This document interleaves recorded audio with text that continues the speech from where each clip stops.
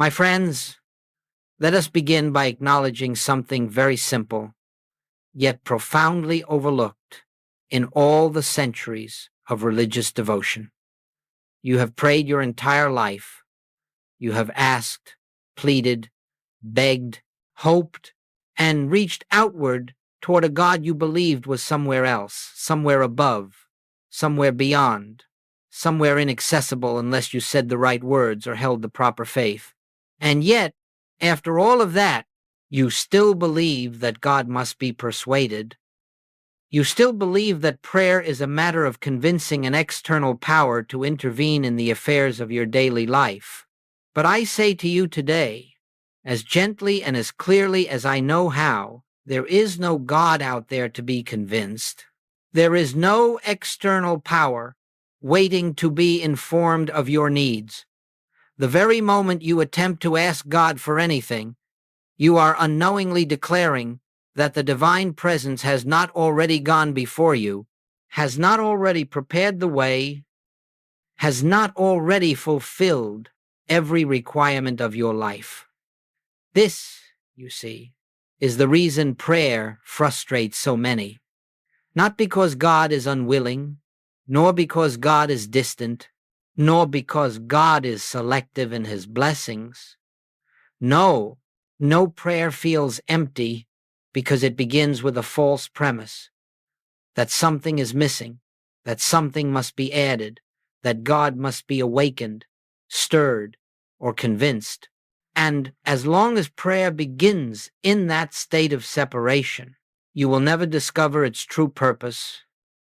Now listen closely. The kingdom of God is not a place to reach, but a presence to recognize. It is not attained by asking. It is revealed by awareness.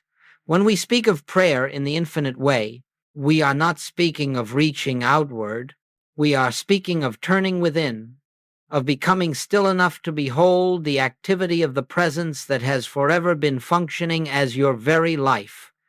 And so I welcome you into this class, not to teach you how to get something from God, but to help you realize that nothing has ever been withheld. What we are learning here is not a technique for gaining favors, but a way of awakening to what is already established in spiritual consciousness. As we go forward today, we will discover why so many prayers appear unanswered, and what happens in the very moment you stop asking, stop striving, and begin to recognize the divine presence already at work within you. We are learning how to live, not by effort, but by grace, not by pleading, but by listening, not by wanting, but by knowing. Let us proceed together with an open heart, for what unfolds in these moments has the power to transform your entire understanding of prayer, of God, and of yourself. Now, as we continue, let us look more deeply into this matter of asking, for it is here that one of the greatest obstacles to spiritual realization is found. You see, the moment you ask God for something, you have created in your consciousness an image of two powers, a power called the problem and a power called God, which you hope will overcome the problem. And yet, my friends, the moment you accept two powers in your consciousness, you have stepped out of the kingdom. You have stepped into the realm of conflict, of duality, of struggle. Let me say this plainly. Every request you make to God affirms that God has not already done the work. The very act of asking secretly declares, I lack. I need. I am separate from the fullness of life. It is not the words that cause the difficulty. It is the consciousness from which the words arise. Asking God to correct something implies that God allowed an error. Asking God to heal implies that God permitted sickness. Asking God to provide implies that God withheld supply. You may not intend such thoughts, but asking contains them. This is what I mean when I speak of the great spiritual mistake, the acceptance of two powers. One power you call the condition, and the other you call God. But listen carefully. God has no opposing power. God has no rival, no adversary, no counterpart. All that appears as error, lack, discord, or disease is not a second power. It is only a mistaken sense of the one power. So when you ask, you are unknowingly bowing before the appearance. Granting it authority it does not possess, you reinforce its seeming reality. You strengthen the illusion that there is something out there that must be fixed, improved, or corrected. And in that very moment, you lose the awareness of the one presence. This is why asking blocks receiving, not because God refuses to respond, but because your act of asking begins from separation, and separation cannot receive what unity has already given.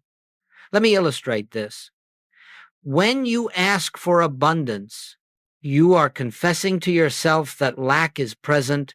When you ask for healing, you affirm that disease has power. When you ask for peace, you acknowledge disturbance as real, and the mind will cling to what it acknowledges. But the infinite way teaches something entirely different. It teaches that there is only one power, and that this one power is already functioning, already fulfilling, already complete. Nothing needs to be added. Nothing needs to be changed. What is needed is recognition of the presence that has never stopped flowing through your life. And so, when you ask God to intervene, you place God behind the situation, outside the situation, separate from the situation. But the truth is, God is the life of the situation itself. God is the substance of your being. God is the intelligence that maintains the harmony of your existence. There is no place where God ends and you begin. Therefore, asking becomes unnecessary. Not because you should avoid it, but because once you glimpse the truth of one power, you realize there is nothing to ask for. The answer was present before the question ever arose. The supply existed before the need appeared. The healing was established before the condition manifested. Let us then release the habit of petition, not by force, but by understanding. As soon as you perceive that asking affirms two powers, you will stop naturally. And in the stopping, you will feel a great weight lift, a deep peace enter, for you will have returned to the truth of one presence, one power, one life. This is the foundation upon which grace begins to operate. And now, having seen why asking creates a sense of separation, let us turn our attention to a truth far more beautiful, far more comforting, far more liberating than anything the human mind can conceive. It is this: the presence has already gone before you prayed, before you desired, before you feared, before the problem ever appeared in your sight. The activity of the infinite was already functioning at the center of your being. This is not poetry. This is not metaphor. This is spiritual law. Scripture tells us plainly, "Your Father knoweth what things ye have need of before ye ask." But humanity has never understood the depth of this statement. It has been interpreted as a promise that God will respond quickly if you ask correctly. But that is not what it means at all. It means that the need itself is only the appearance of a supply already provided. The need is not a request to God, it is the revelation that supply is already present in consciousness, awaiting recognition. My friends, the presence never begins working when you pray. The presence never waits for your words, your tears, your petitions. The divine activity is continuous, unbroken, eternal. It does not start and it does not stop. It simply is, and this is why when you turn within, when you become still, when you cease your frantic asking, something remarkable occurs. You begin to sense a harmony that was always there but unnoticed. You begin to feel a peace that was never absent but long ignored. You begin to realize that God is not coming to you, God is expressing as you.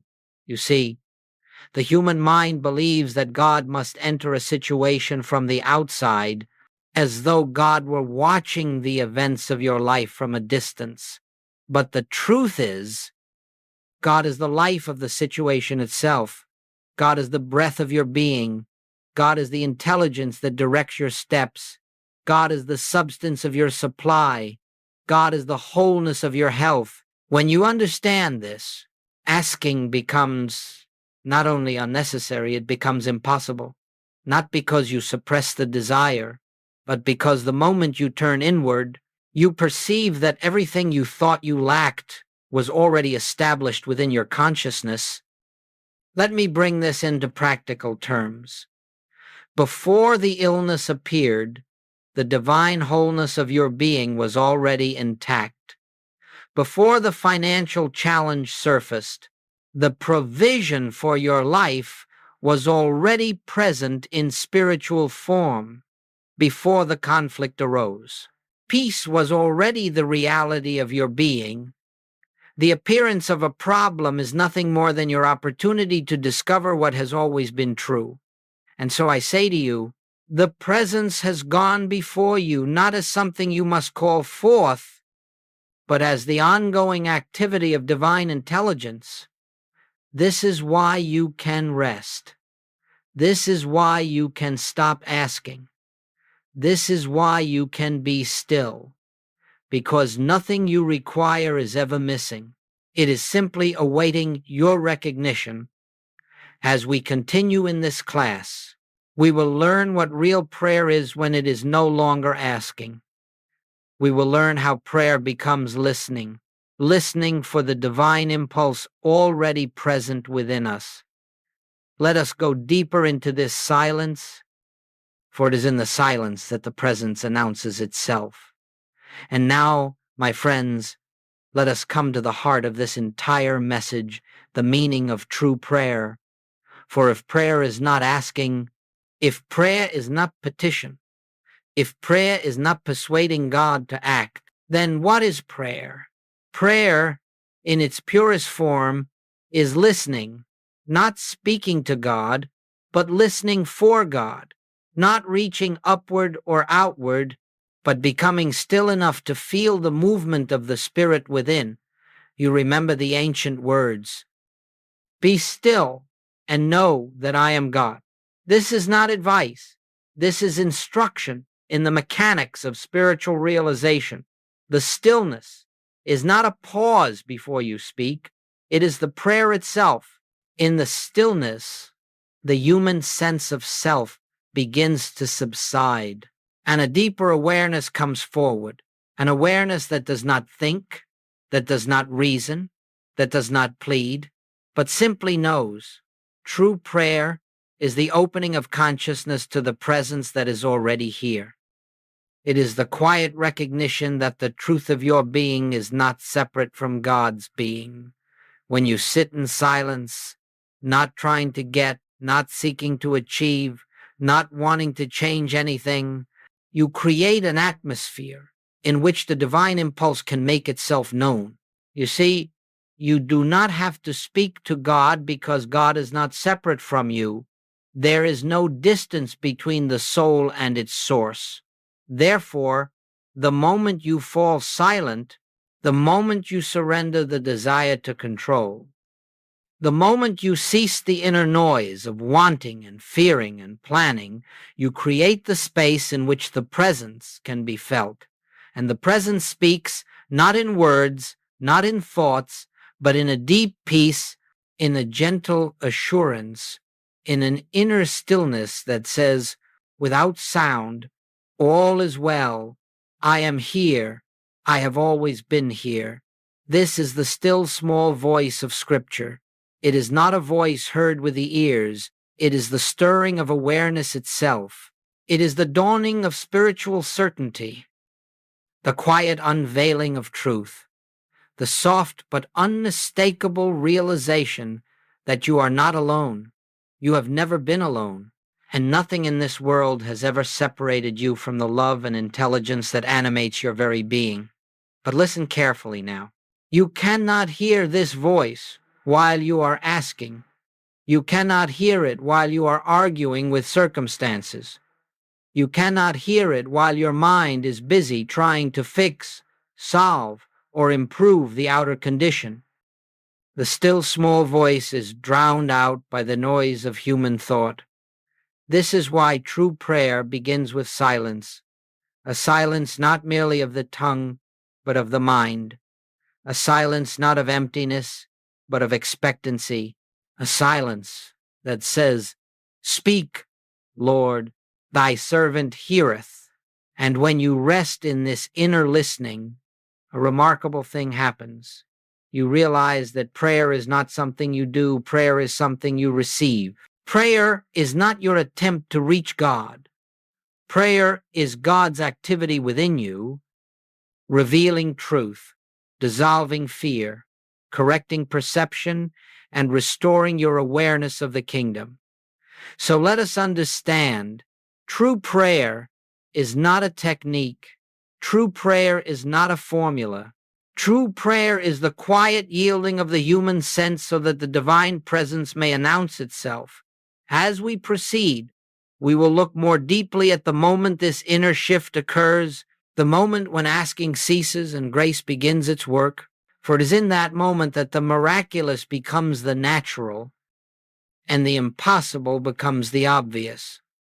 And now, let us turn to that sacred moment in consciousness when everything changes, the moment you stop asking, not because you force yourself to stop, not because you suppress desire, but because you awaken to the truth that asking has no place in the presence of the infinite. This moment may come suddenly, or it may come gradually, but when it comes, it is unmistakable. It is the moment when you release the belief that anything is missing. It is the moment when you stop trying to make something happen and instead allow yourself to rest in what already is. It is the moment when the mind finally, blessedly, becomes still enough to sense that divine activity which has never been absent. My friends, grace does not enter because you ask. Grace becomes visible because you stop asking. Grace is not a reward for proper prayer. Grace is not the result of effort, discipline, or spiritual performance. Grace is the eternal functioning of the one presence, and it is always present. The only barrier to its recognition is the noise of human wanting. Let me say that again. Grace is never absent, it is only unrecognized. And asking blinds you to it, because asking declares a need where wholeness already exists. Picture, for a moment, the difference between a clenched hand and an open hand. Asking is the clenched hand tight, striving, holding on to fear, insisting that something must change. Non-asking is the open hand, relaxed, receptive, unresisting, trusting. Only the open hand can receive. Only the quiet mind can behold what grace has already prepared. But I want you to understand this more deeply. What you receive in grace is not something new. You are not receiving a fresh supply. You are not receiving a new healing. You are not receiving a sudden gift from heaven. Rather, you are becoming aware of the spiritual reality that has been true from the beginning. The outer effect may appear as healing, supply, harmony, direction, opportunity, but these are only forms. What is actually happening is that your consciousness is shifting from separation to oneness, and the outer world adjusts itself to mirror that recognition. This is why the moment you stop asking is the moment the outer begins to move without your manipulation. Solutions appear without strain. Inspiration rises without effort. Healing unfolds without mental work. Doors open without planning because the activity is not yours. It is the divine presence revealing itself as your experience. You see, the human mind wants to perform. It wants to fix, to adjust, to accomplish.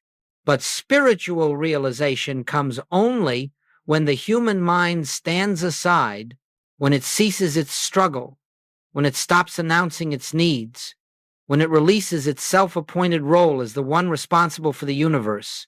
In that sacred pause, sometimes it lasts only a second, the presence announces itself, not in words, not in visions, but in a stillness so deep that it reverberates through every corner of your being. And in that stillness, without thought, without argument, without effort, it is done. It has always been done. This is the dawning of grace. This is the moment the spiritual universe becomes visible. This is the moment God takes over, not because God was absent before, but because you finally ceased interfering.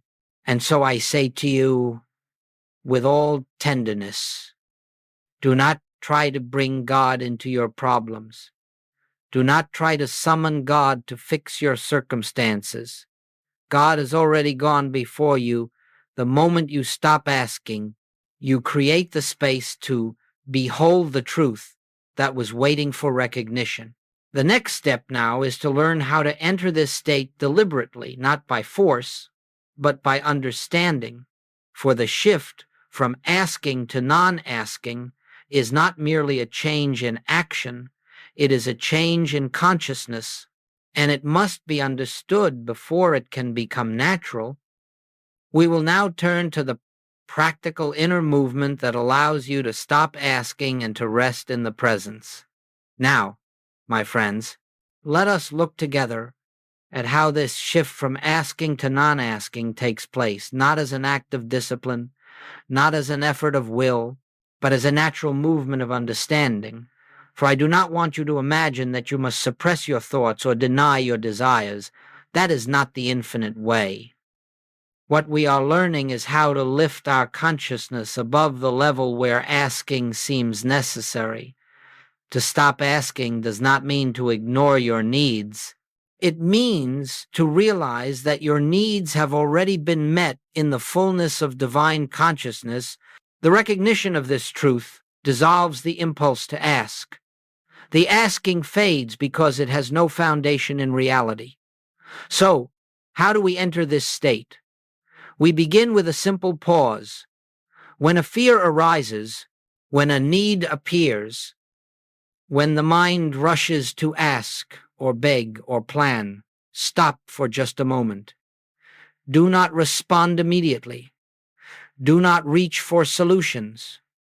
Allow yourself a breath of stillness. In that pause, turn within, not to your thoughts, not to your emotions, but to the quiet awareness behind them, and in that inner silence, gently acknowledge, the Father within me knows. All that the Father hath is already mine.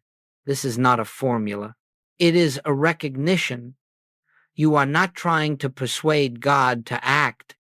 You are reminding yourself that God is the only actor, the only power, the only presence functioning as your life.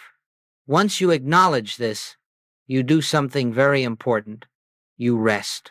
You let the mind settle. You let the emotions quiet themselves. You let the human effort fall away. You release the inner tension that demanded change. And in that release, you step out of the realm of getting and into the realm of being. Now, you may ask, what should I think about? What should I visualize? What should I affirm? But the answer is always the same: nothing. True prayer is not an activity of thought. It is the surrender of thought. It is the awareness that the presence is already accomplishing all that concerns you. So instead of asking, you become still. Instead of petitioning, you listen. Instead of trying to make something happen, you allow what is already true to reveal itself.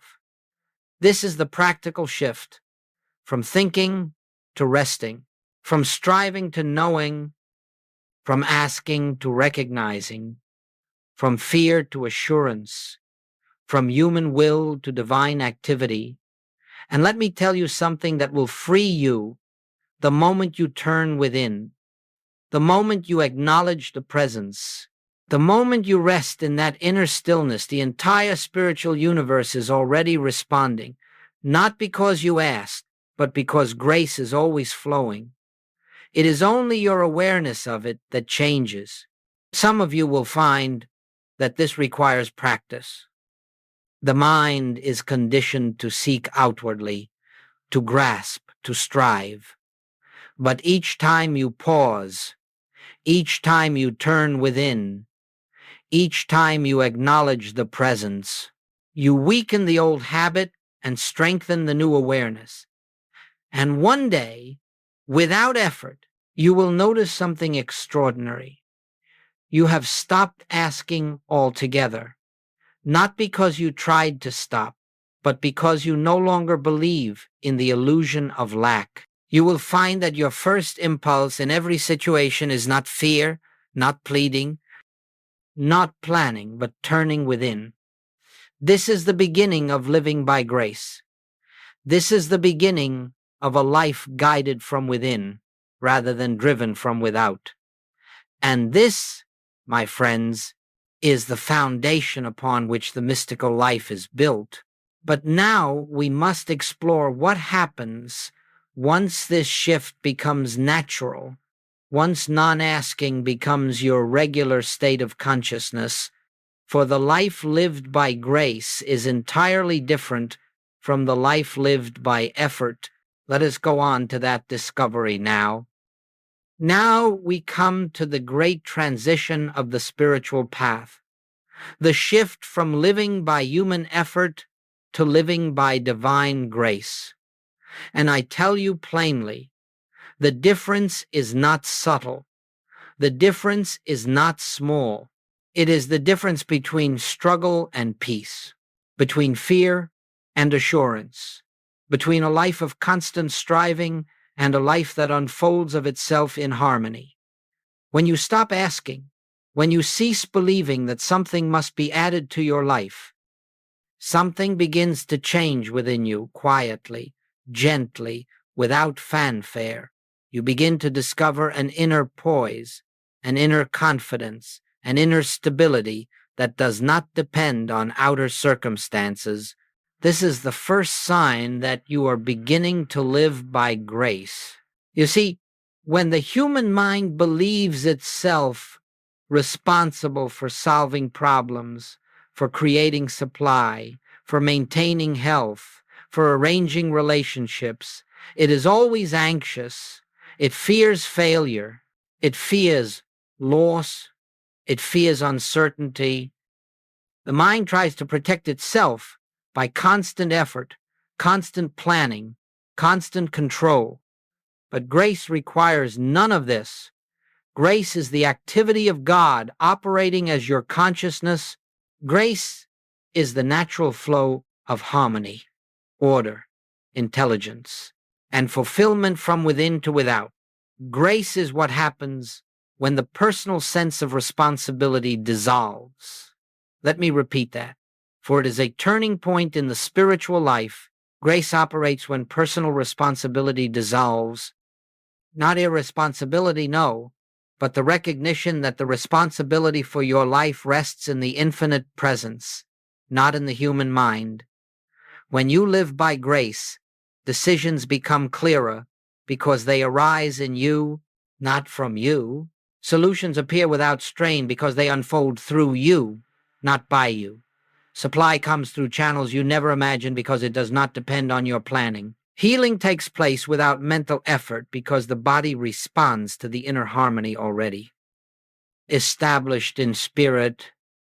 And perhaps most beautifully of all, fear begins to disappear. You see, fear is always rooted in the belief that something can go wrong, that something can be lacking, that something can be taken from you. But when you recognize that the source of your life is within you and not in the outer world, fear has no foundation left to stand on. The outer world may still present difficulties. Conditions may still arise.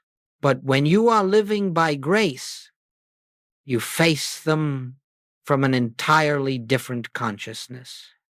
Instead of reacting, you pause.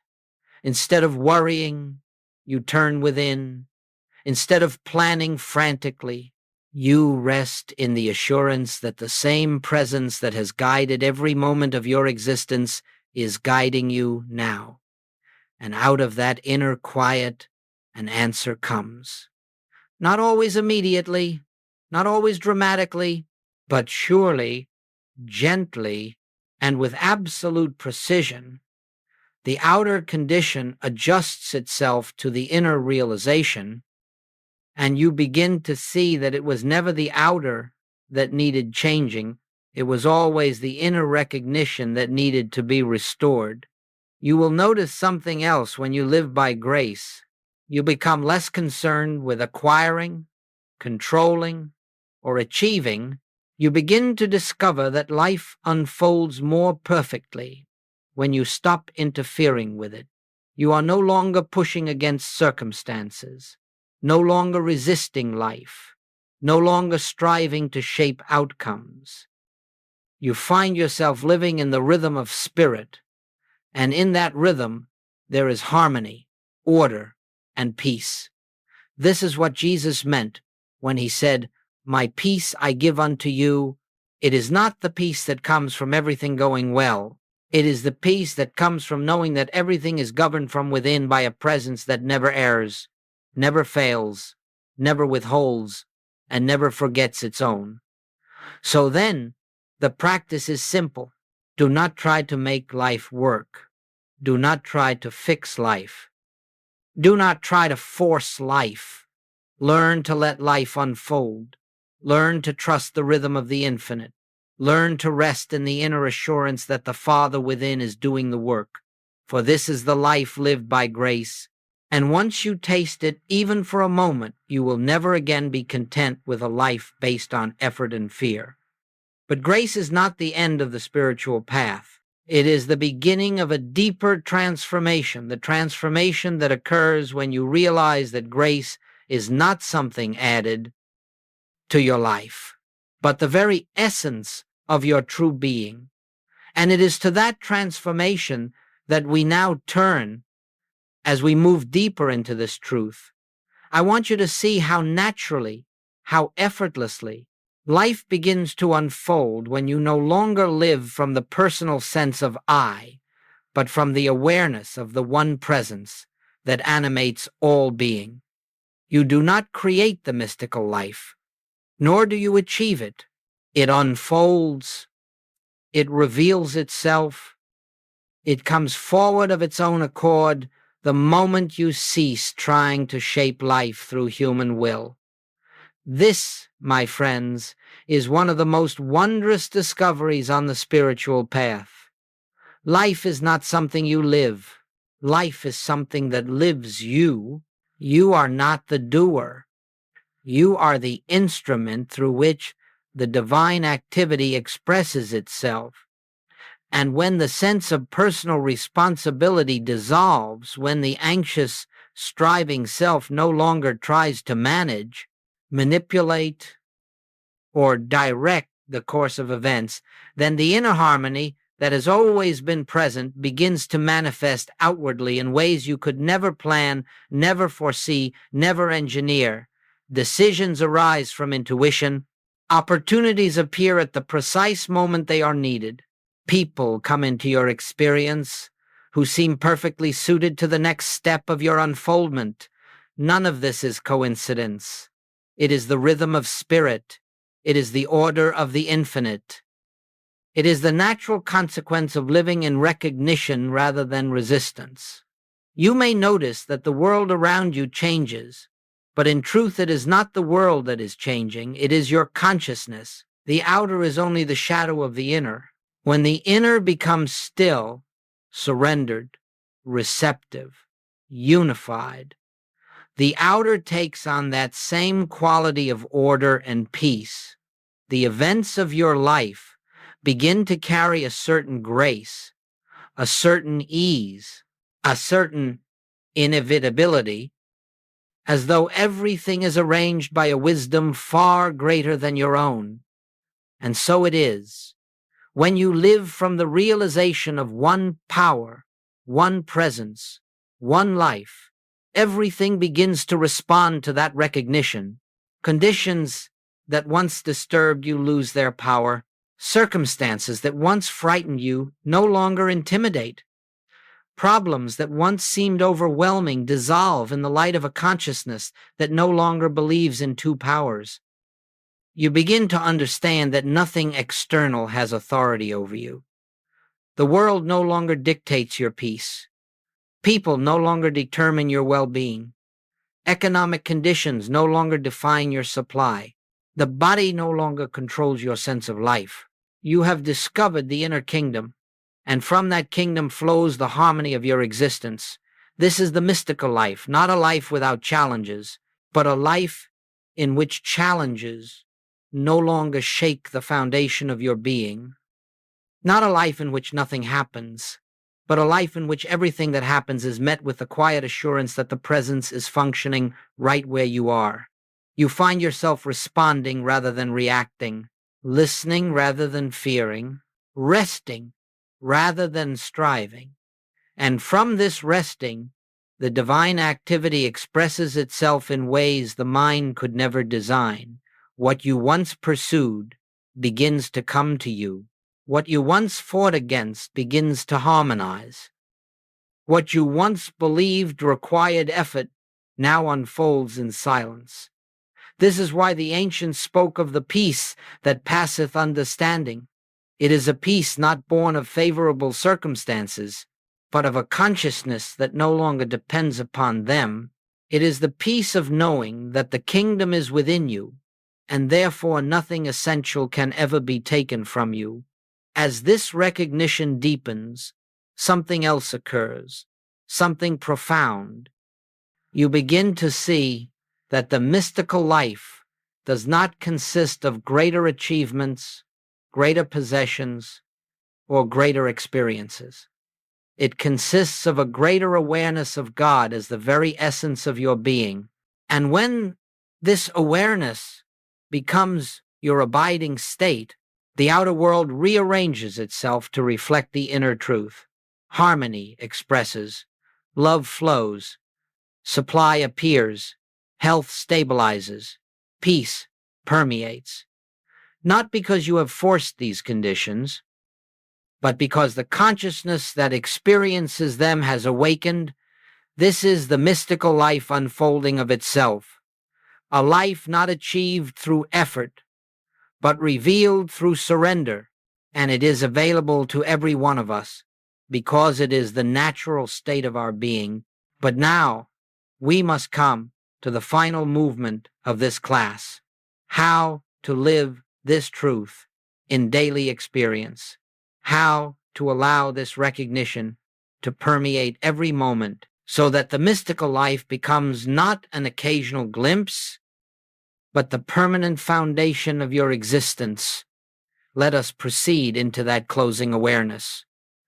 And so, my friends, we come to the close of our time together, though not to the close of the realization that has begun in you. Spiritual truth is not confined to an hour, nor does it end when the words cease. What has been awakened within your consciousness during this period will continue its unfoldment long after this moment. For truth, once recognized, does not fall asleep again. It continues to work, to reveal, to transform. Let us gather everything we have explored into a single, clear awareness. The kingdom of God is within you. It always has been. Nothing can add to it. Nothing can take from it. Your only task, if we may call it a task, is to recognize what is already so. You do not need to struggle to reach God. God is the very activity of your being. You do not need to plead for supply. Supply is the infinite nature of your consciousness. You do not need to fear disease.